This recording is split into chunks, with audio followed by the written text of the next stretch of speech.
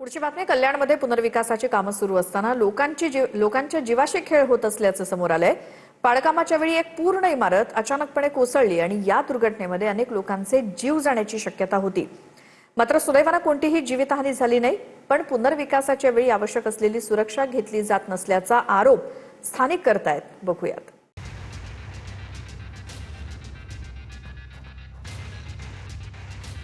कल्याणमध्ये रिडेव्हलपमेंटच्या नावानं यंत्रणा कशी लोकांच्या जीवाशी खेळ करतेय त्याचं हे उदाहरण।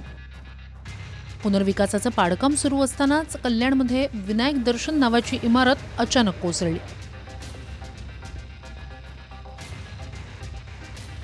कल्याण पश्चिमेच्या घोलपनगरमध्ये हा प्रकार घडला।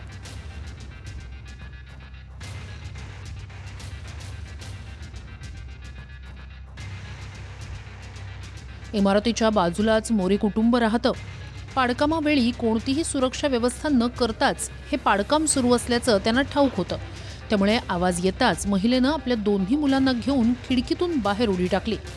घराचं मोठं नुकसान झालं, मात्र सुदैवानं जीवितहानी झाली नाही। त्यांनी आम्हाला काहीही न सांगता ना कुठली सेफ्टी देता माझे दोन मुलं घेऊन मी घरात किचनमध्ये स्वयंपाक करत होती, तेव्हाच आवाज कोसळला आणि मी घरात पोरांना घेऊन किचनच्या खिडकीमधून उडी मारून बाहेर निघाली। जर दुर्दैवाने इकडे तोल कोसळला, ह्या साईडला कोसळला असता तर माझे मुलं आणि मी आज वाचली नसती। त्यांनी आम्हाला काहीही सांगितलं नाही की तुम्ही दोन मुलं घेऊन बाहेर पडा। त्यांना किती दिवस झालं सांगते की तुम्ही माझं काय करतायत घराचं ते मला आधी सांगा। त्यांनी काहीच मला सेफ्टी दिली नाही। मी 2-4 दिवस झाले त्यांच्या मागे लागते। ती कोणी वायर पण पडली, ती वायर पूर्ण तुटून आमच्या देखताच पडली। आजूबाजूला विजेच्या ताराही होत्या, मात्र पाडकामावेळी कशाचीही खबरदारी घेतली गेली नाही। दुर्घटनेदरम्यान वीज पुरवठ्याच्या तारा तुटून रस्त्यावर पडल्या। जवळच लहान मुलं खेळत असल्यानं मोठी दुर्घटना घडण्याची शक्यता होती। विकासकाच्या हलगर्जीपणामुळेच नागरिकांच्या सुरक्षेचा प्रश्न ऐरणीवर आलाय।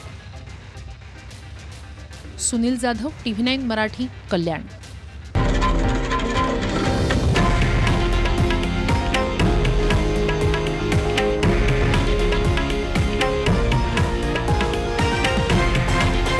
हे आहे देशातील नंबर 1 न्यूज नेटवर्क आणि आपण पाहत आहात TV9 मराठी, एकमेव।